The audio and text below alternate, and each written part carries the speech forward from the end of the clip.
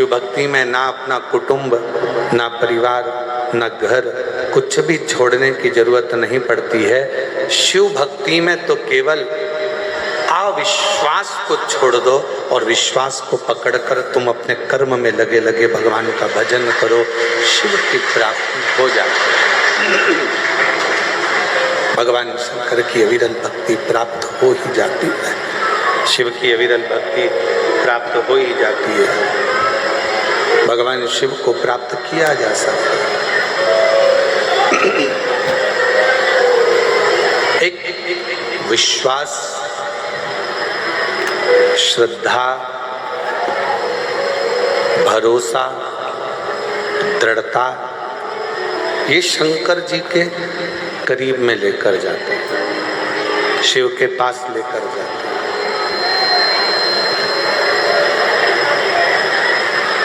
कितना सुंदर एक प्रसंग आता है।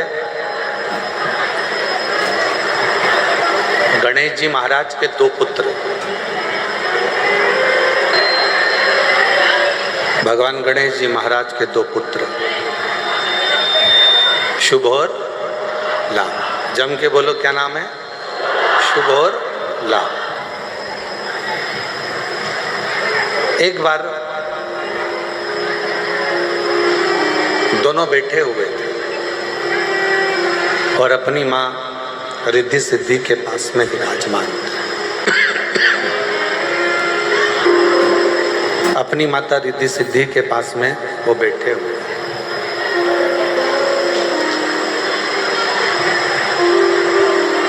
थोड़ी देर भ्रमण करा, फिर उठकर आ गए और फिर उठकर आने के बाद में फिर पास फिर आकर रिद्धि सिद्धि के पास फिर आकर फिर विराजमान, रिद्धि सिद्धि के पास में फिर आकर बैठ गए।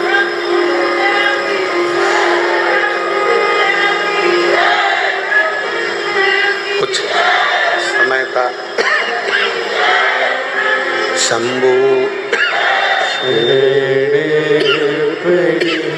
मांगो घड़ी रे घड़ी दुख काटो, दया करीने दर्शन आपो, शंभो शंभु शंभु शंभु मांगो घड़ी रे दुख काटो, दया करीने दर्शन आपो, शंभु शरणे मांगो घड़ी रे दुख काटो, दया करीने दर्शन आपो।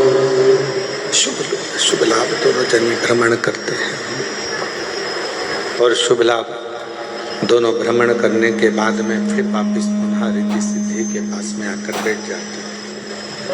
गणेश जी रिद्धि सिद्धि से मिलने के लिए भगवान शिव की पुत्री भगवान श्री गणेश जी महाराज की बहन मिलने के लिए आते हैं।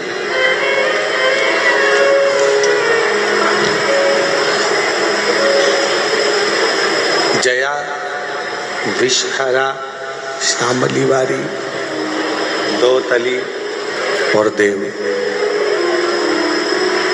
उसमें से देव मिलने के लिए गणेश जी के पास पहुंचे।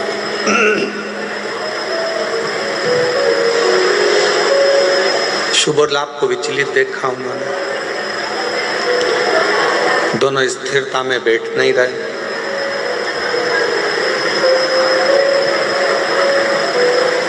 फिर भ्रमण करा, फिर आए रिद्धि सिद्धि के पास में फिर बैठे, फिर भ्रमण करा, फिर आए रिद्धि सिद्धि के पास में फिर बैठे।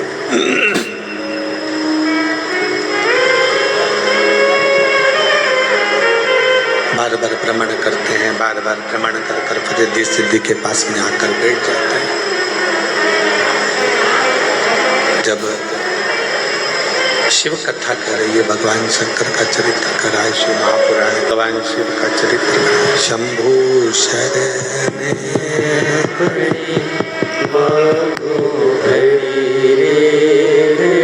शंभु दया करी दर्शन आप शंभु शरण पड़ी मांगो घड़ी दुख काटो दया करी दर्शन आप शंभु शरण पड़ी मांगो घड़ी घड़ी दुख काटो दया करी दर्शन आप शंभु शरण पड़ी मांगो घड़ी घड़ी दुख काटो दया करी दर्शन आपो शंभु शरण पड़ी मांगो घड़ी घड़ी दुख काटो दया करी दर्शन आपो शंभु शरण पड़ी मांगो घड़ी रे घड़ी दुख काटो दया करी दर्शन आपो। रिद्धि सिद्धि की गोद में आकर शुभ लाभ बैठ जाते हैं। देखा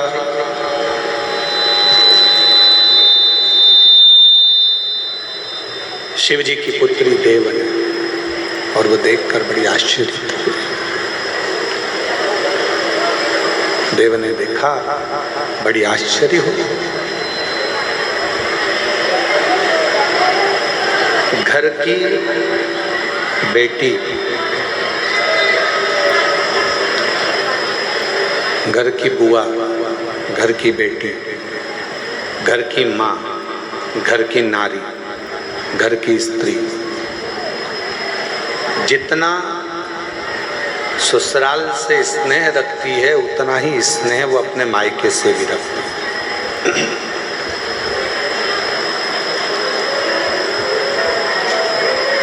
दुनिया के लोगों ने आजकल एक मोबाइल पर रील बनाना प्रारंभ कर दी कि बुआ आती है, तो लोग वो रीलों में देखा ना आप, इंस्टा पर बहुत सारी रील चलती है बुआ आती है और वो घर के भतीजा भतीजी कहीं कोई रील में कुछ बोलते हैं, कोई कुछ बोलता है, कोई भाई, कोई भाभी, कोई भतीजा, कोई भतीजी, कुछ भी बोलते रहते हैं। पर शिव महापुराण की कथा कहती है, जिसने अच्छे से कभी श्रीमद् भागवत नहीं सुनी हो, जिसने कभी अच्छे से शिव महापुराण नहीं सुनी हो, उसको बुआ में खोट नजर आ सकती है, उसको बुआ फूफा में खोट नजर आ सकते हैं। पर जिन्होंने अगर दिल से शिव महापुराण की कथा को श्रवण किया है या श्रीमद् भागवत कथा को जिसने सुना है, वो कभी अपनी बुआ में, अपनी बेटी में, अपनी बहन में, अपनी ननंद में कभी खोट नजर नहीं आ सकता, वो श्रेष्ठ ही नजर आता है। कितना सुंदर कहा है श्रीमद् भागवत में कि प्रहलाद की बुआ का नाम क्या था? जम के बोलो, अच्छे से बोलो, जम के। होलिका। आप कह रहे हो कि वो होलिका हिरण्यकशिपु की बहन थी, पर अगर शास्त्रों का अध्ययन करेंगे तो उसमें निकलेगा, शिव महापुराण के माध्यम से जब सरम्बेश्वर भगवान की कथा को हम सुनते हैं। शिव महापुराण में सरम्बेश्वर महादेव की कथा यदि हम सुनते हैं तो उसमें आपको होली का नाम नहीं मिलेगा।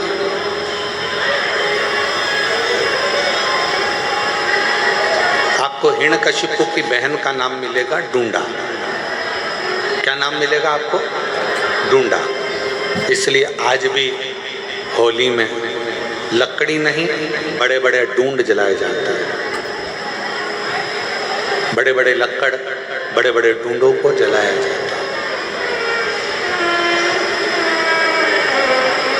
शिव महापुराण में सरम्बेश्वर महादेव का जो चरित्र है, सरम्बेश्वर महादेव की जो कथा है, नरसिंह भगवान की जो कथा शिव महापुराण में कही गई, उसमें बताया गया कि हिरण्यकशिपु ने अपनी बहन डूंडा को बुलाकर कहा कि तू अपने भतीजे को गोदी में लेकर बैठ जा, तेरे पास ब्रह्मा जी की दी हुई चादर है, तो उसको ओढ़ लेना। तू ओढ़ लेगी तो तू जलेगी नहीं, क्योंकि तुझे वर है, तुझे वर प्राप्त है। तो ब्रह्मा जी की दी हुई चादर को ओढ़कर बैठ जा। ब्रह्मा जी की दी हुई चादर को तू ओढ़। और डूंडा चारों तरफ से चादर को ओढ़कर प्रहलाद को गोदी में लेकर बैठ गई चिता की अग्नि में, लकड़ी पर। मन में डूंडा के भाव आए। बुआ किसको कहते हैं वो समझिएगा। डूंडा के मन में भाव आया कि मेरा छोटा सा भतीजा है, ये जल जाए। और डूंडा ने जैसे ही चारों तरफ से अग्नि प्रज्वलित हुई, चारों तरफ से जैसे ही आग लगी, डूंडा जिस चादर को ओढ़कर बैठी थी, डूंडा ने वही चादर उतारी और अपने भतीजे पर वो चादर को डाल दिया। और डूंडा खुद जल गई और अपने भतीजे को जलने से बचा लिया। उसको कहते हैं बुआ। मरते मरते भी जो परमात्मा की होली, अच्छा काम कर कर भगवान की होली, उसी का नाम हमारे यहाँ पर त्योहार के रूप में मनाने लगे। अब दुनिया के लोगों ने तो कह दिया कि हिरण्यकशिपु की बहन का नाम ही होलिका है। होलिका नहीं, डूंडा। और डूंडा बैठी अग्नि में, डूंडा अग्नि में आकर बैठ गई। और डूंडा बैठी अग्नि में, आपा लिया मिटाए। डूंडा अग्नि में बैठी और अपने आप को जलाकर डूंडा ने भस्म कर लिया। किसके लिए?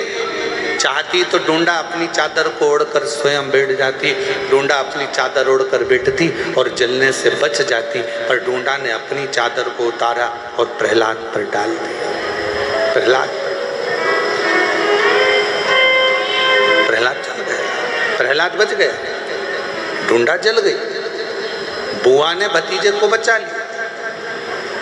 आजकल सोशल मीडिया में, इंस्टाग्राम पर रील बना बना कर बुआओं को इतना बदनाम किया जाता है कि लोगों को घर में बुआ बुलाने में लोगों को डर लगने लगता है। अब एक बुआ का चरित्र तो अपन ने लिया श्रीमद् भागवत में, शिव पुराण में से। अब दूसरा चरित्र ले, स्कंद पुराण में से, शिव महापुराण में से, लिंग पुराण में से, कूर्म पुराण में से।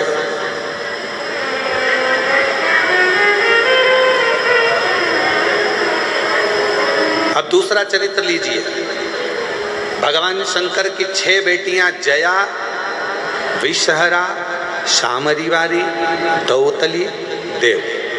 5वें नंबर की जो भगवान शंकर की बेटी है देव, वो 5वें नंबर की बेटी एक दिन अपने भाई श्री गणेश जी महाराज से मिलने के लिए आई।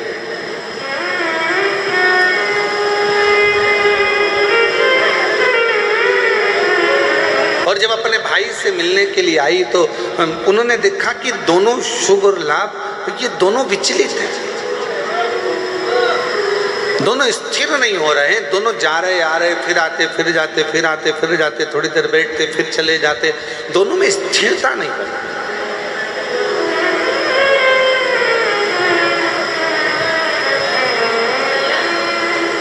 और जैसे ही देव आई, शुभ लाभ दौड़ कर गए अपनी बुआ के पास, बुआ बुआ बुआ बुआ करते करते, और बुआ ने हाथ पकड़ा शुभ और लाभ का, दोनों को गोदी में बिठाया। बुआ का प्रेम ही कुछ अलग होता है। मेरी जीजियों, मेरे जीजाओं, मेरी बेटियों, बेटाओं, मेरी माताओं, मेरे भाई, एक बात याद रखना, तुम बहन बेटी को अगर 500 का लिफाफा दे रहे हो, तुम बहन बेटी को अगर साड़ी दे रहे हो, तुम बहन बेटी को अगर कोई वस्तु दे रहे हो, तो ये मत सोचना कि तुम बहन बेटी को दे रहे हो, वो तो बहन बेटी का आशीर्वाद तुम्हारे ऊपर फलीभूत हुआ, इसलिए तुमने कुछ निकाल कर बहन बेटी को दिया। और जितना बहन बेटी को तुम देते हो, उससे दुगना बहन बेटी अपने ससुराल से मायके में लेकर आती है अपने भतीजा भतीजी को देने के लिए, अपने परिवार को देने। तो कोई ये अंदाजा ना लगाए, कोई ये विचार ना करे कि हम बहन बेटी को कुछ दे रहे हैं, हम बहन बेटी को कुछ प्रदान कर रहे हैं। हम कुछ देने की सामर्थ्यता रखते ही नहीं है बहन बेटियों की।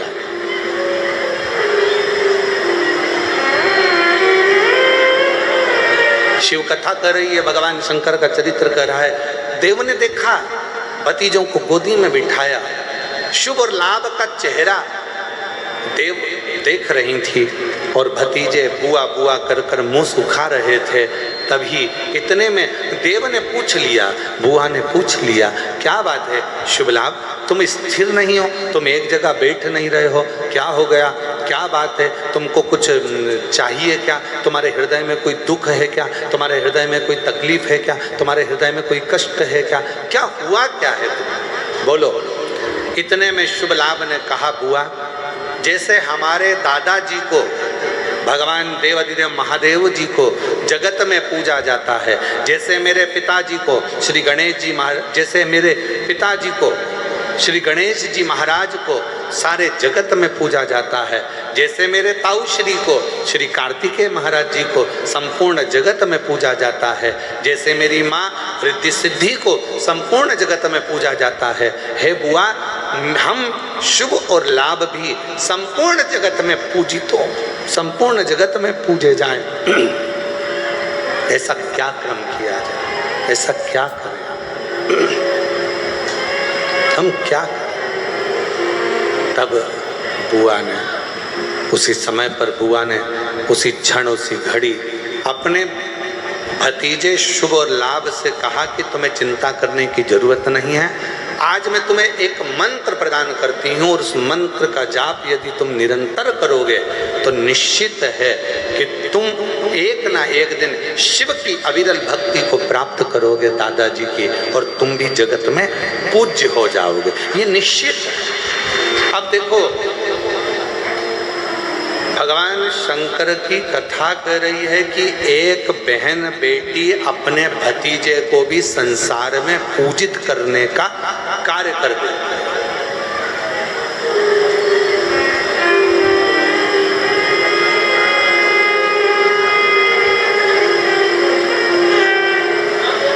इसलिए हम एक लाइन कहें बेटियों के लिए, बेटियों के लिए एक लाइन हम कहेंगे कि आने से जिसके आए बाहर, और जाने से जिसके रोए परिवार।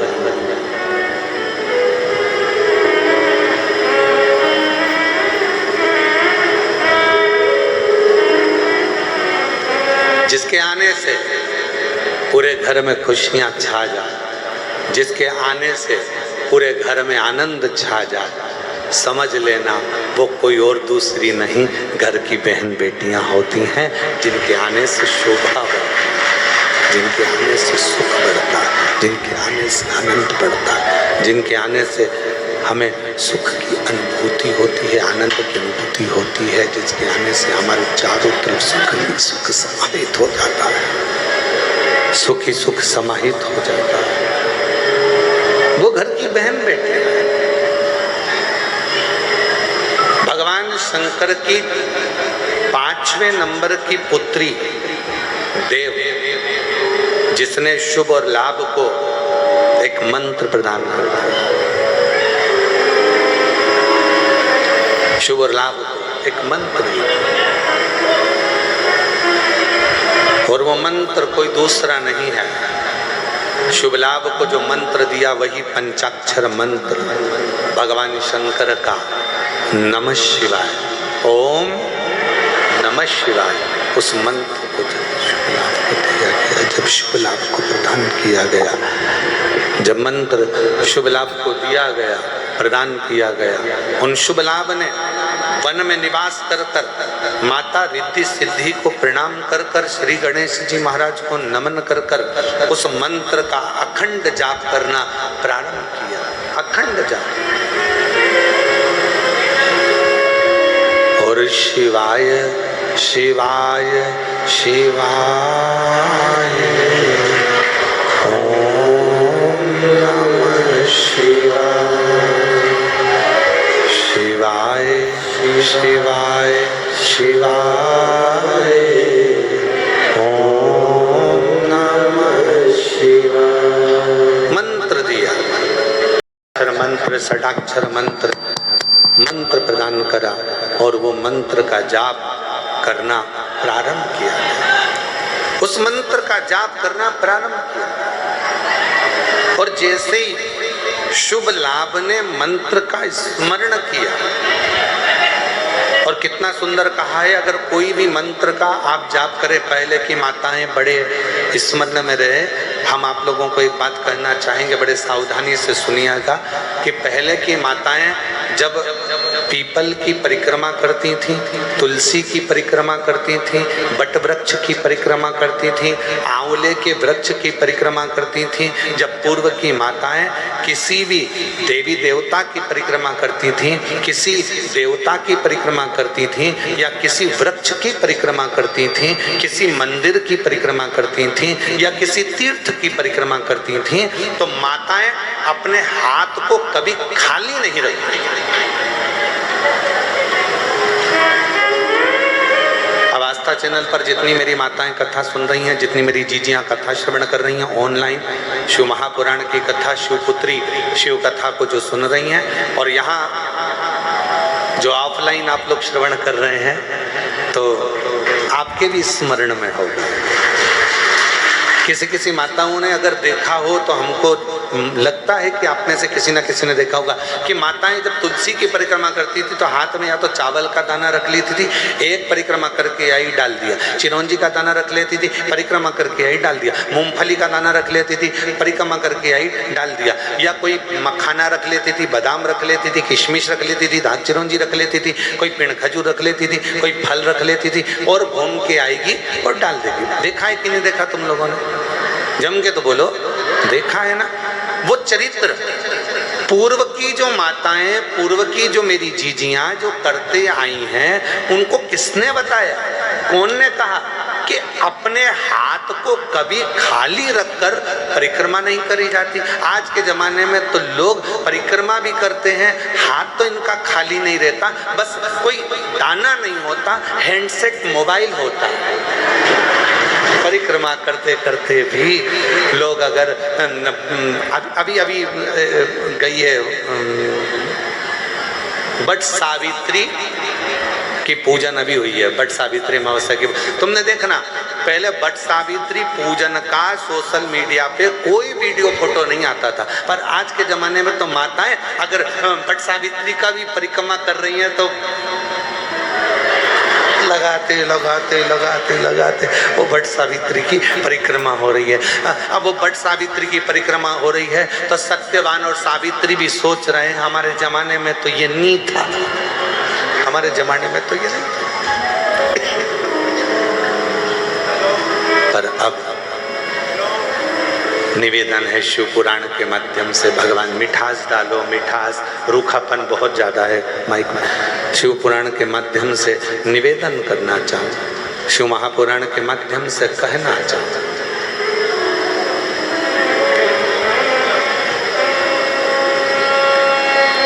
कभी कोई परिक्रमा, कभी भी कोई परिक्रमा खाली हाथ कभी मत करो, कभी तुलसी जी की परिक्रमा कर रहे हो, हाथ में भले जल का पात्र रख लो। किसी वृक्ष की परिक्रमा कर रहे हो, अपने हाथ में कोई दाना रख लो। कोई परिक्रमा कर रहे हो, अपने हाथ में कोई अगरबत्ती, कोई धूप बत्ती, कोई मालिका रख लीजिए, कोई दीप रख लीजिए, कोई सामग्री रख लीजिए। कोई परिक्रमा खाली हाथ कभी नहीं करना चाहिए। ये कौन ने सिखाया? ये सिखाया स्कंद पुराण ने, ये सिखाया शिव महापुराण ने, ये सिखाया हमें लिंग पुराण ने कि भगवान की परिक्रमा करते समय अपने हाथ को भरा हुआ होना चाहिए। भरती क्या थी माताएं? अपने हाथ में गेहूं का दाना रख लेती थी, घूमती एक दाना चढ़ा देती, फिर घूमती और एक दाना फिर चढ़ा देती, फिर घूमती फिर एक दाना चढ़ा लेती। क्यों? क्योंकि शिव पुराण की कथा कहती है जब जगत की माँ स्वयं अन्नपूर्णा महारानी जब काशी की पंचकोशी परिक्रमा मेरी माँ अन्नपूर्णा करने के लिए जाती थी, अपने हाथ में अन्न का पात्र भर कर लेकर जाती थी और काशी की परिक्रमा करते हुए एक अन्न का भाग जब काशी में छोड़ती थी तो संपूर्ण काशी का और संपूर्ण जगत का भरण पोषण कर दिया। संपूर्ण काशी का, संपूर्ण जगत का भरण पोषण मेरी माँ कर देती।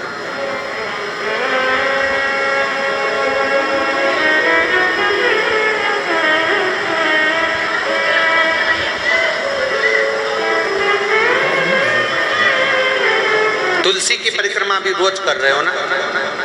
कई माताएं रोज प्रतिदिन तुलसी की परिक्रमा करती। निवेदन है खाली हाथ में एक चावल का दाना अपने हाथ में रख लो, परिक्रमा कर लो। भले भले एक कण का मात्र एक अन्न का दाना अपने हाथ में रख लो, परिक्रमा करो और छोड़ दो। नहीं है पानी का लोटा हाथ में रखो, परिक्रमा करो, छोड़ दो। तुम्हारे हाथ भरे हुए होना चाहिए। तो जिस देवता की तुम परिक्रमा कर रही हो वो देवता तुम्हारे हाथों को हमेशा भरा हुआ रखता है, तुम्हारे घर को भरा हुआ रखता है। वो परिक्रमा कभी भी खाली हाथ ना करें।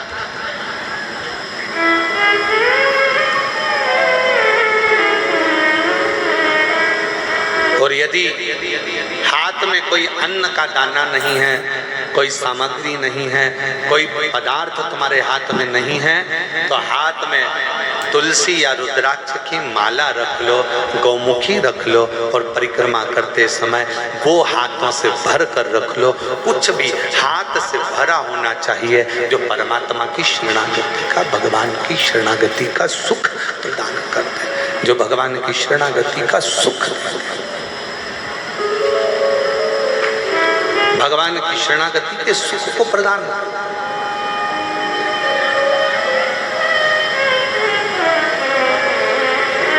उसका फल मिलता है। शिव की शरणागति में पहुंचो। बुआ ने कहा अपने भतीजों से, मंत्र जपने के लिए जब बैठना, मंत्र जपने के लिए जब बैठना, उस समय पर तुम्हारी चित्त वृत्ति में शिव समाहित हो।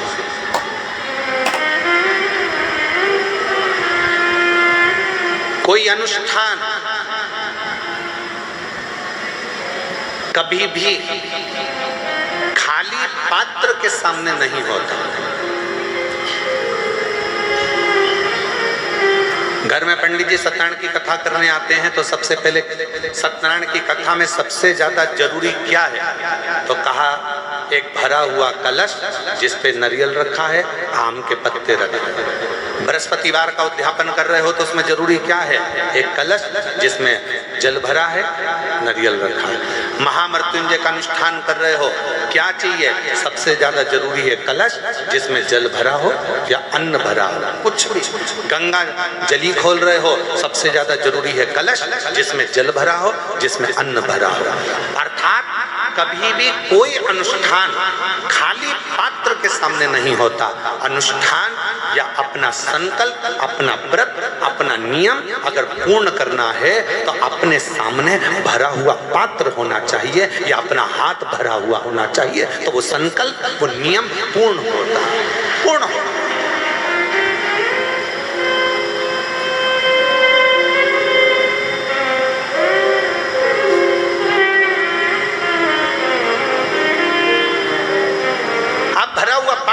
साथ में रखते हो महामृत्युंजय अनुष्ठान कर रहे हो, भरा हुआ पात्र तुम्हारे सामने। राहु का जाप करवाया, भरा हुआ पात्र तुम्हारे सामने। ब्राह्मण सबसे पहले अगर अनुष्ठान करेगा तो सबसे पहला काम एक ही करेगा कि पात्र को भर कर रखे। खाली पात्र के सामने अगर पंच पात्र भी रख रहा है तो उसको भी भर कर रखा, खाली नहीं रखेगा, उस पात्र में जल भर कर रखेगा। चलो जाने दो और अच्छे से समझ लो। किसी मंदिर में राम जी के मंदिर गए, कृष्ण जी के मंदिर गए, देवी जी के मंदिर गए, देवता जी के मंदिर गए, जिस भी देवी देवता के मंदिर में जाते हो वहां पर मंदिर में भगवान के सामने भी लोटा या कलश या पात्र या पंचपात्र या शंख कुछ भी खाली नहीं रहता है, उसमें कहीं ना कहीं थोड़ा ना थोड़ा उसको जल से भर कर रखा जाता है। क्यों? जितने लोग दर्शन करने आएंगे वो दर्शन करेंगे तो उनके मन का मनोरथ पूर्ण होगा। क्यों कहा गया कि शंकर भगवान के निज निवास के पास 3 चीजों को देखा जाएगा। शिव जी के निज निवास के पास में 3 चीजों को देखा जाता है। पहले नंबर पर कोई नदी हो, कोई तालाब हो, कोई बावड़ी हो, कोई कुआं हो, कोई सरोवर हो, कोई जलाशय हो, वो देखा जाता है कि शंकर भगवान का अगर कोई मंदिर है, शिव जी के स्थान पर अगर कोई चीज सिद्ध हो रही है, लोग जा रहे हैं, वहां जाकर मनोकामना पूर्ण हो रही है, लोगों के मनोरथ पूर्ण हो रहे हैं, लोग वहां जाकर कुछ ना कुछ प्राप्त कर रहे हैं, तो वहां 3 चीजें जरूर मिलेगी। पहले नंबर पर या तो वहां बावड़ी होगी, या वहां कुआं होगा, या वहां तालाब होगा, या नदी होगी, या कोई पवित्र नदी सरोवर होगा, जिसके कारणवश वहां पात्र में वहां जल भरा रहता होगा। वो कुआं, वो बावड़ी, वो तालाब में पानी थोड़ा ना थोड़ा रहता होगा, इसलिए वहां जाने वालों का भी मनोरथ हमेशा भरपूर्ण हो जाता है, वो भरा ही रहता है, उसके कार्य सफल होते चले जाते हैं। जैसे आप लोग 3 चीजों का स्मरण शिव मंदिर के शिवालय के नजदीक में होता है। पहला या तो कुआं या बावड़ी या तालाब या वापी या सरोवर या नदी या कुंड, कुछ भी पवित्र शिवालय के पास में जरूर होगा। दूसरे नंबर पर शंकर का जहाँ पवित्र स्थान होता है, जहाँ शिव जहाँ पर मूल रूप से स्थापित होता है, वहाँ शमशान नजदीक में जरूर होता है। वहाँ शमशान नजदीक में जिस स्थान पर मंदिर, देवालय, शिवालय जुड़ा हुआ होगा, उस पवित्र स्थान के नजदीक में कहीं ना कहीं शमशान शंकर की भूमि का एक तेज पुंज नजदीक में विराजमान है, नजदीक। और तीसरे नंबर पर जहाँ शंकर का शिवालय शिव विराजमान है, वहाँ वट वृक्ष, पीपल वृक्ष या बेल वृक्ष या शमी वृक्ष या आंवले का वृक्ष, इन 5 वृक्षों में से कोई ना कोई वृक्ष वहां पर विराजमान जरूर होता है, जिसके कारणवश भगवान शंकर का शिवालय आप रूप में आनंद प्रदान करता है। आनंद, संपूर्ण आनंद का सुख देता है। और यदि आप काशी में जाएंगे तो ये सभी चीजों का दर्शन करेंगे, आप उज्जैनी जाएंगे तो वट वृक्ष का भी दर्शन करेंगे, आप उज्जैनी जाएंगे तो महाशमशान का भी दर्शन करेंगे, वहां पर माँ छिपरा का भी दर्शन करेंगे। आप उज्जैनी से आप जाएं पवित्र पवित्र स्थानों पर, आप त्र्यंबक चले जाओ, वहां पर भी ये दर्शन होगा, आप सोमेश्वर चले जाओ, वहां पर भी ये दर्शन होगा, आप नागेश्वर चले जाओ, वहां पर भी ये दर्शन होगा। और आप अगर कुबेरेश्वर धाम आए हो तो इन तीनों चीजों का दर्शन कुबेरेश्वर धाम में भी आपको होगा। इन तीनों चीजों का दर्शन होगा। जहां पर कंकर शंकर शिला का दर्शन करते हो, उसी के नजदीक में कुआं है जिस पे छत डाल दी गई है, वही कुआं है आज भी। उसी बावड़ी का पानी आप लोगों को सब दूर प्राप्त हो जाता है। वहीं कंकर शंकर के ही इस पवित्र प्रांगण में, इसी शिवालय के नजदीक में पूरे शंकर जी का जो पूरा प्रांगण है, इस पूरे प्रांगण में जहां लगभग 35 से 40 एकड़ जगह में जो ये पवित्र स्थान बना हुआ है, उसके पवित्र स्थान के ही बिल्कुल लगे हुए में शमशान, पीछे की ओर शमशान। और उसी पवित्र स्थल में भगवान शंकर के मूल बेलपत्र वृक्ष, उसी का मूल बट वृक्ष, उसी का मूल पीपल वृक्ष इसी शिवालय के, इसी कुबेरेश्वर धाम की भूमि पर विराजमान है। भगवान शंकर का मूल स्थान भरा हुआ होना चाहिए। क्यों लोग आते हैं, क्यों भगवान कंकर शंकर की पूजन करते हैं, आराधना करते हैं, सेवा करते हैं, चाकरी करते हैं लोग। अपना कई लोग आते हैं, अपना भोजन बनाया, दाल बाटी से कि टिक्कड़ से का खाया, भगवान को भोग लगाया, पाया। फंगतीली है, फंगतीली, पठानकोट, पंजाब की रहने वाली हूँ। मेरा मोबाइल नंबर ये है। कहीं बैठी हो तो हाथ हिला सकती हैं, कहीं बैठी हो तो हाथ हिला सकती हैं, और अगर कहीं पीछे हो तो पीछे के रास्ते से आप आकर बेलपत्र ले सकती हैं। व्यासपीठ के जो पीछे का रास्ता है, यहाँ से आकर बेलपत्र आप ले सकते हो अगर कहीं बैठी हो। मेरा नाम आशा रानी, गांव फंगतीली, पठानकोट, पंजाब की रहने वाली हूँ। मेरा मोबाइल नंबर ये है। भोलेनाथ का कितना महिमा का गुणगान करूँ गुरुदेव। मेरे जीवन में के लिए भोलेनाथ ने जो किया वो कम नहीं। मेरे पति को 2022 में पेट में दर्द रहता था। हमने चेकअप करवाया तो पठानकोट के जब डॉक्टरों को दिखाया तो पेट में कैंसर बताया गया। जब पेट में कैंसर बता दिया, हम तो पूरी तरह से टूट गए। हम हर रोज आपकी कथा सुनना प्रारंभ कर मंदिर जाते, वहां से बाबा को अपने मन का भाव कहते। मेरी बेटी दिल्ली में रहती है, उसने हमसे कहा बुलाकर कि आओ यहाँ पर में दिखा देते हैं। हम वहां पहुंचे तो वहां के डॉक्टर ने कैंसर का ऑपरेशन का बता दिया। मेरी बेटी और मैं 2020 से आपकी कथा सुन रहे हैं, टीवी पर सुनते हैं। मैंने आपको कभी नहीं देखा। मेरी बेटी बोली, माँ तू चिंता मत कर, तू एक काम कर, पिताजी को यहीं छोड़ और तू बाबा का भजन करने के लिए धाम पर जा। 2-3 महीने बीत गए।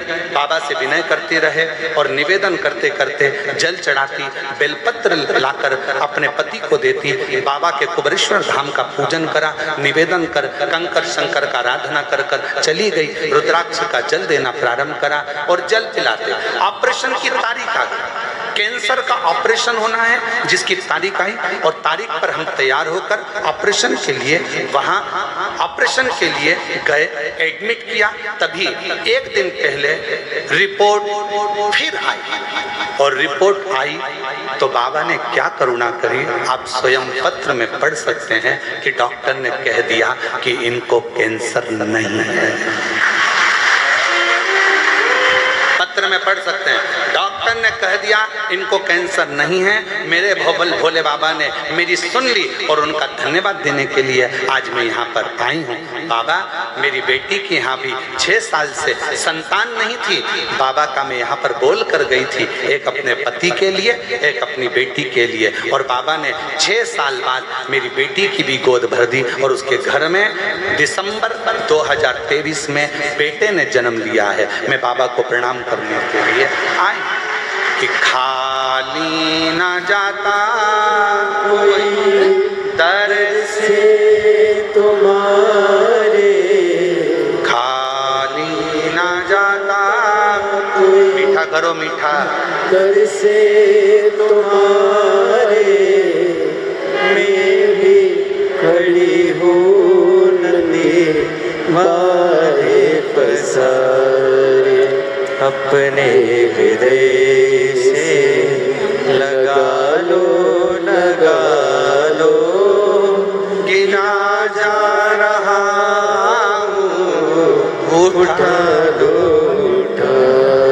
बोले अपने दर से अब तो ना टालो, गिरी जा रही हूँ, उठा लो।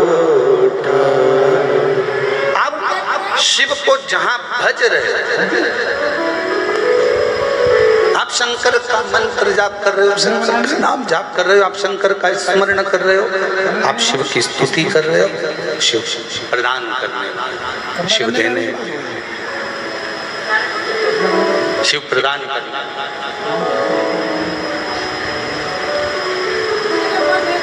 और लुटा दिया भंडार काशी वाले कर दिया मारा मान, काशी वाले ने जो जैसी भावना लाया वो वैसा ही फल पाया। नहीं खाली उसे लौटाया, वो मन ही मन दर्शाया और कर दिया माला माल काशी वाले ने लुटा दिया भंडार काशी वाले ने। आप जिस भाव से, जिस भावना से, जिस श्रद्धा से, जिस विश्वास से, जिस दृढ़ता से भगवान शिव के मंदिर शिवालय पहुँचते हो, शंकर से अपने मन का भाव कहने के लिए पहुँचते हो, शंकर उस मन के भाव को पूर्ण जरूर। कोई अनुष्ठान खाली पात्र रखकर कभी अनुष्ठान नहीं होता है। कभी कोई अनुष्ठान खाली पात्र रखकर नहीं।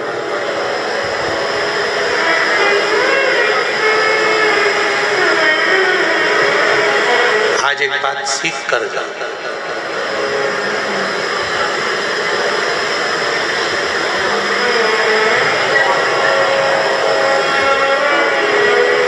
अगर मंदिर में बैठकर पंचाक्षर मंत्र जप रहे हो, षडाक्षर मंत्र जप रहे हो, तो थोड़ी देर अपने हाथ में एक बेलपत्र को भी रख लिया करो। बेलपत्र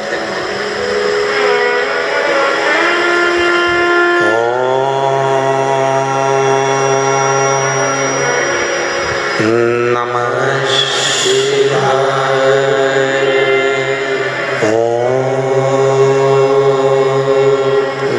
नमः शिवाय,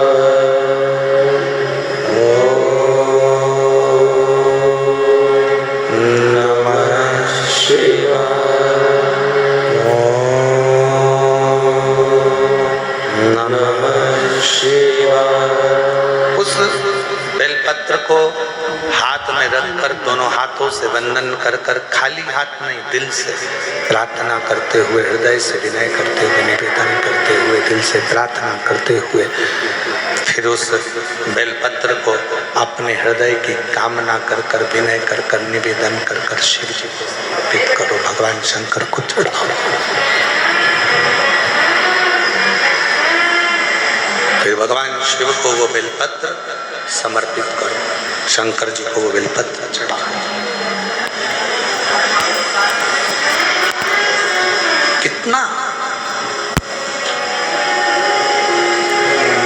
कितना खाली नहीं रखना। परिक्रमा कर रहे हो तुलसी जी की, हाथ खाली नहीं रखना। भले माला पकड़ लो, मोबाइल नहीं, मंत्र जाप कर लो। आज के जमाने में लोगों को माला गिनने में इतनी कठिनाई होने लगी कि लोगों ने आजकल माला जपने की भी बटन आ गई महाराज, बस टिक टिक टिक टिक टिक टिक करते रहते हैं, राधे राधे राधे, हरे राम हरे कृष्ण कृष्ण कृष्ण हरे हरे, हरे कृष्ण कृष्ण कृष्ण राम राम राम राम, शिव जी शिव जी शिव जी, और वो टिक टिक टिक टिक टिक करते रहे। कौन सा फायदा उससे? वो मशीन से कोई फायदा होने वाला है तुम्हारे जपने से?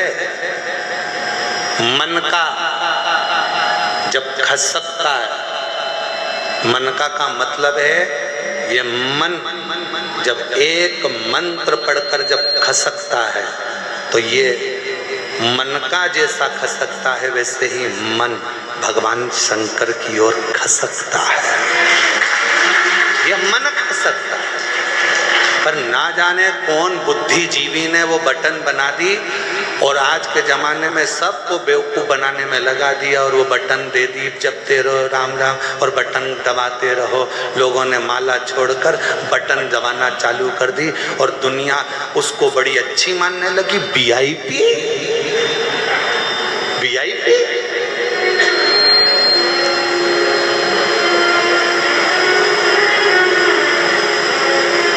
नहीं भाई, माला का एक मन का खसकता है तो मन भी परमात्मा की ओर खसकता है।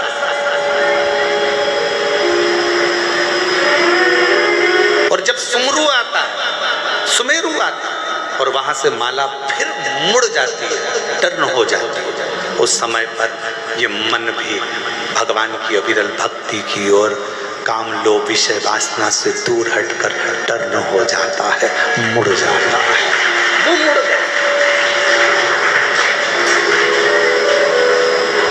एक बार पूर्व में अपन ने माला शिव महापुराण की कथा करी है, शायद YouTube पे डली होगी।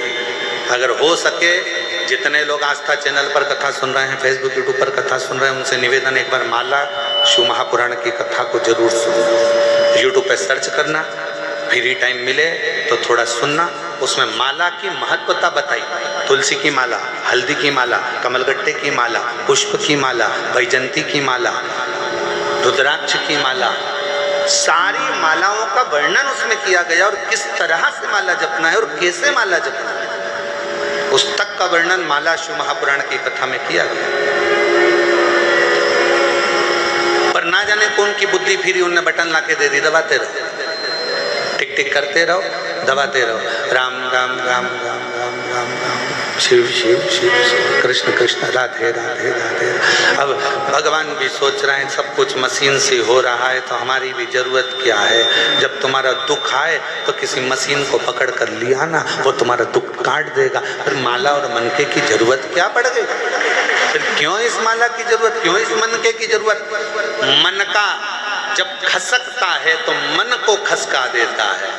सुमेरु जब मुड़ता है, माला जब मोड़ लेती है तो इस मन को मेरे शिव के चरणारविंद की ओर मोड़ देती है, मोड़।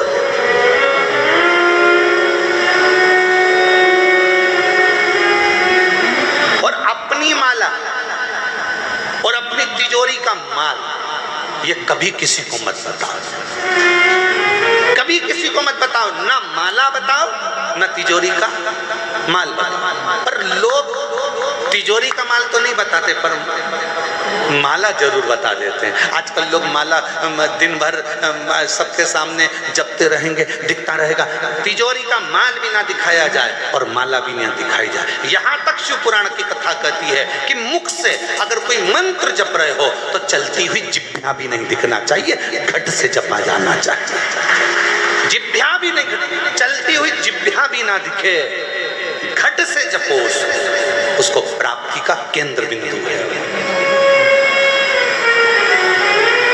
जो मुंह से कह देते हैं ना मैं तुझे बहुत प्यार करता हूं, समझ लेना कभी भी धोखा दे देगा। प्यार कहने से नहीं होता है, प्यार दिखावे से नहीं होता है। केवल एक शब्द कह दिया, मैं नहीं बोलूंगा, अंग्रेजी का एक शब्द कह दिया, मैं तुम्हें स्नेह करता हूँ, प्यार करता हूँ, मैं तेरे लिए घर छोड़ दूँ, परिवार छोड़ दूँ। अरे प्यार करता हूँ, प्यार करता हूँ, प्यार करता हूँ, स्नेह करता हूँ, ये कहने से कुछ नहीं होता। प्रेम अगर होता है तो दिल से होता है, जिसमें कहा नहीं जाता, समर्पण पूर्ण होता है, इसमें कहा नहीं जाता। मंत्र जपते समय, भगवान का नाम जपते समय, माला जपते समय माला का मनका नहीं दिखाया जाता। जब हम माला को जपते हैं उस मनका को नहीं दिखाते। आज के ज़माने में तो लोग मनका को दिखाते रहते हैं, दिन भर जपते हैं। लोगों को लगना चाहिए कि हम भी बहुत बड़े पूज्य पूज्य 1008 श्री श्रीमान है, हम दिन भर जपते हैं और तुम्हें दिखाते हैं कि हम जप। ना ना ना, मनका दिखे ना तिजोरी का माल दिखे। मुख की जिह्वा भी भटकती हुई, मंत्र जपती हुई नहीं दिखना चाहिए।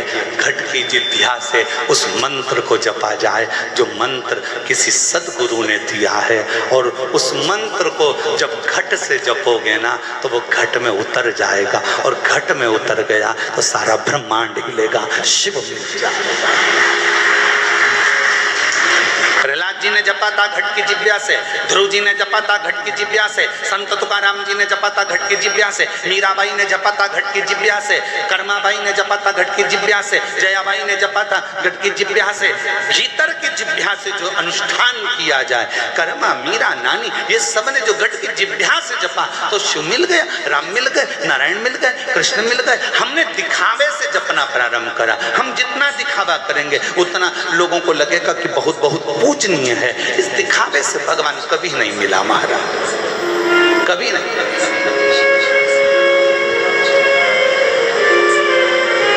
मन चंगा, आपको मालूम है? जरा बोलो जम के, मन चंगा तो कठोते में गंगा, सामने गंगा जी बह रही थी, जाओ ये पानी भर ला और धो लो चरण। केवट से कहा मेरे राम जी ने। केवट कहता नहीं नहीं नहीं, घर जाऊंगा, कठोता लाऊंगा, पानी भी घर से लाऊंगा। क्या पता केवट ने भी शिवपुराण सुन रखी थी क्या? घर से पानी लाऊंगा, घर का जल लेकर आऊंगा, यहाँ का जल नहीं। ऐसे तो तुम ही चले जाओ नदी में और पानी पाँव धोकर आ जाओ।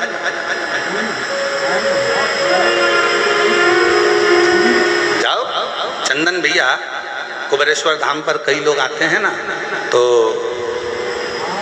जो अपने अपने घर से आते हैं ना, तो बोतल में पानी भी लाते हैं। और इसमें से कई मेरी चतुर चतुर जीजियां बैठी होंगी, कई जीजा बैठे होंगे।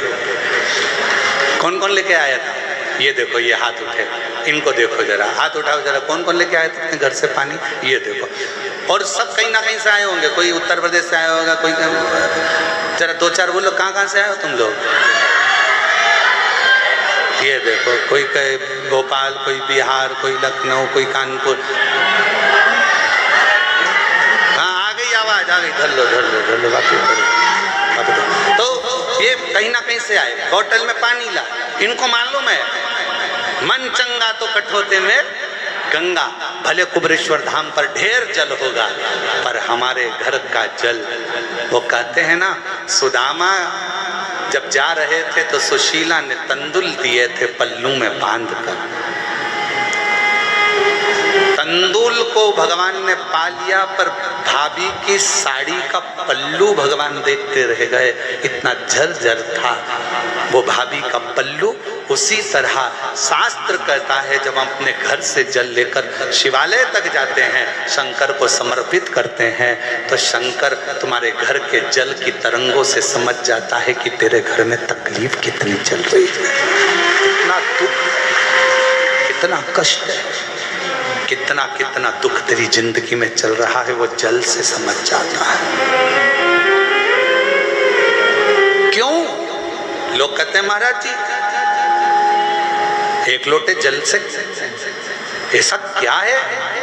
एक लोटे जल में ऐसा क्या है जो दुनिया के लोगों पहले चढ़ाते थे और आज के अंतर, आज के समय में लोग घर से जल लेकर जाते हैं, उनका दिन पलटते जा रहा है? उसका कारण क्या है? क्योंकि भगवान तुम्हारा जल देखकर ही तुम्हारा कल बदल देता। मेरा शंभू जल चढ़ाया और तुम्हारा कल बदला। जल चढ़ने से ही कल बदल गया।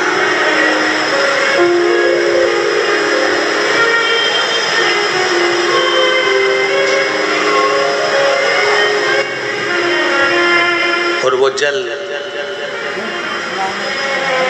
कई लोग कहते हैं महाराज जी घर में से जल लेकर जाते हैं तो घर का मटका तो झूठा होता है ना,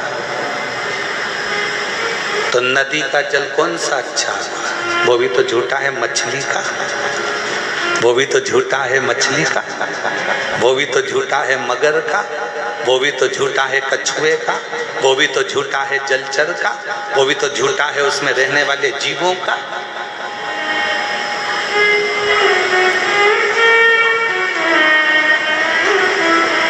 तेरी पूजा में जल ले आई, उसे मछली भी झूठा कराई। तेरी पूजा में जल ले आई, उसे मछली भी झूठा कराई। जल कैसे चढ़ा भोले कैसे जाऊं महादेवा, भोले कैसे करूं तेरी सेवा। शीश गंगा की धार गले सर्वो का महादेवा, भोले कैसे करो तेरी सेवा। तेरी सेवा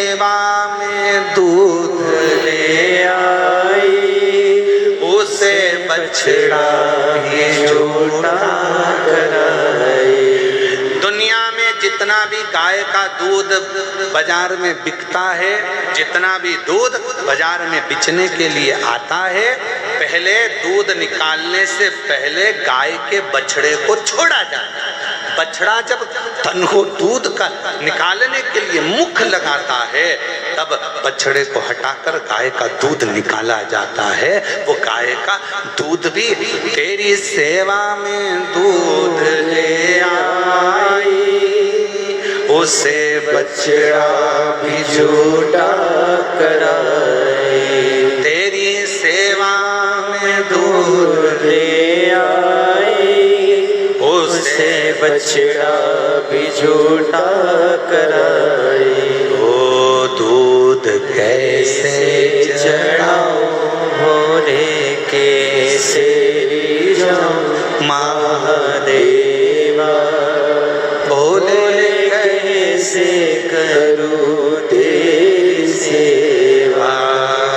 शीश गंगा की धार गए सर कहा महादेवा, भोले कैसे करूं तेरी सेवा।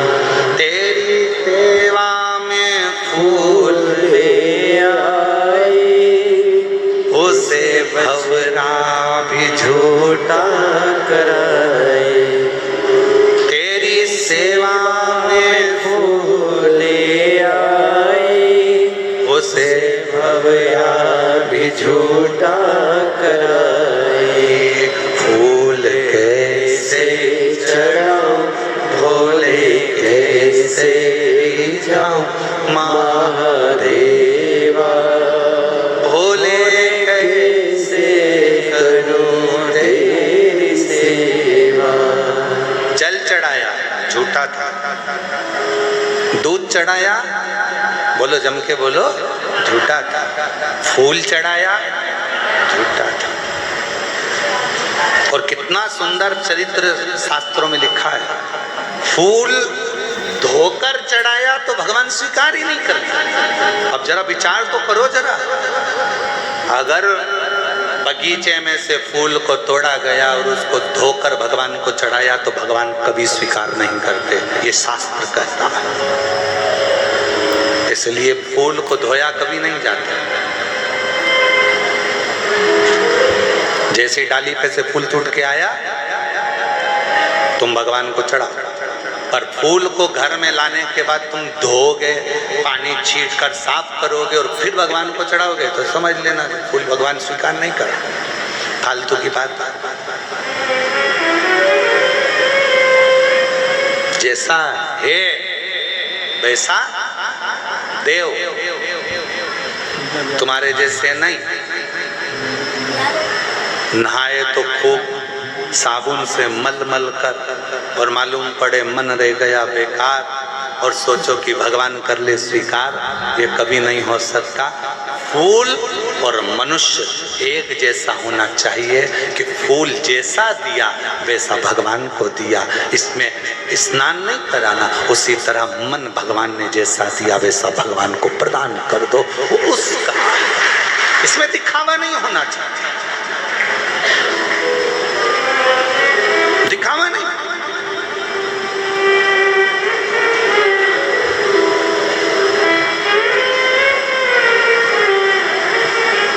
कई लोग कहते हैं गुरुजी हम घर से पानी भर के लेके जाते हैं। अब किसी ने कहा गुरुजी घर से पानी लेकर जाते हैं, मटके का पानी है, नल कभी कभी नहीं आता, कभी कभी लाइट नहीं रहती तो बोरिंग से नहीं भराता, हमारे घर में रखा हुआ पानी तो बासी हो गया। थोड़ा ध्यान देना, पानी तो बासी हो गया। शास्त्र कह रहा, शिव चरित्र कह रहा, भगवान शंकर की कथा कह रही है। वायु, अग्नि, जल, पृथ्वी, आकाश कभी बासी नहीं होता, वो हमेशा ताजा की ताजा ही रहता। अब तुम बीमार पड़े हो, हॉस्पिटल में पड़े हो और वो ऑक्सीजन की मशीन लाके तुम्हारे मुंह में लगाया, अब उससे कह दो ये तो कल की है, बासी है, मैं नहीं लगाऊंगा, दूसरी ला। अब वो कहेगा मशीन है रे ऑक्सीजन की, बासी मशीन नहीं है। हवा चाहिए यहाँ तो प्राण चाहिए, जीवन चाहिए। और तुम तुम्हारे घर में बैठो और घर में बैठे बैठे के तो आज मैं कल की वायु है इसलिए नाक में से मैं वायु लूंगा ही, ये तो बासी है, ताजी लूंगा, इतने में तो निपट जाएगा। राम नाम सत्य हो, वायु बासी नहीं होती। अब मालूम पड़े प्यासे थे, अंतिम क्षण हो गया, मर रहे हो, प्राण छूट रहे हैं, इतने में किसी ने कह दिया 2 बूंद पानी पिला दो, जल्दी से होश आ जाएगा। और पास में पड़े हुए लोटे में कल का है, मत पिलाना मेरे को, कल का बासी है, ताजा पिलाओ, ताजा।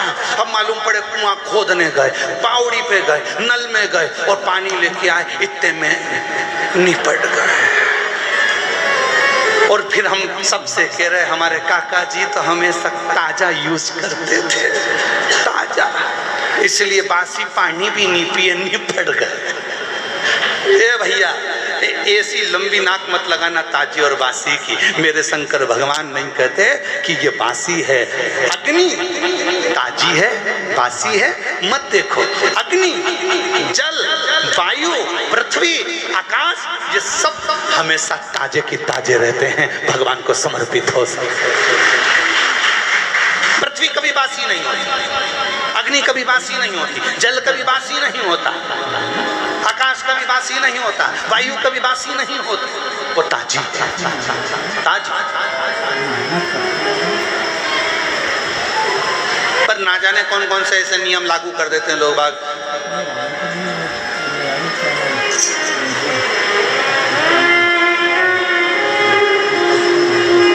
गुरुजी, हम रुद्राक्ष लेकर जा रहे हैं, रुद्राक्ष को कहां कहां पर पहन के नहीं जाएं, कहां कहां पर पहनकर नहीं जाएं। शिव महापुराण में लिखा है, ये पूछो कि रुद्राक्ष कहां कहां तक पहनकर जाएं। नहीं का शब्द ही नहीं है शिव पुराण में। हम तो यहां तक कहेंगे ऊपर भी जाओ तो पहन जाओ, यहां तक का शास्त्र कह रहा है रुद्राक्ष पहनो तो जहां तुम्हारी मर्जी पड़ जाए, जहां तुम्हारा दिल कर जाए वहां पहनकर चले जाओ। उतारना तो नहीं पड़ेगा, नहीं।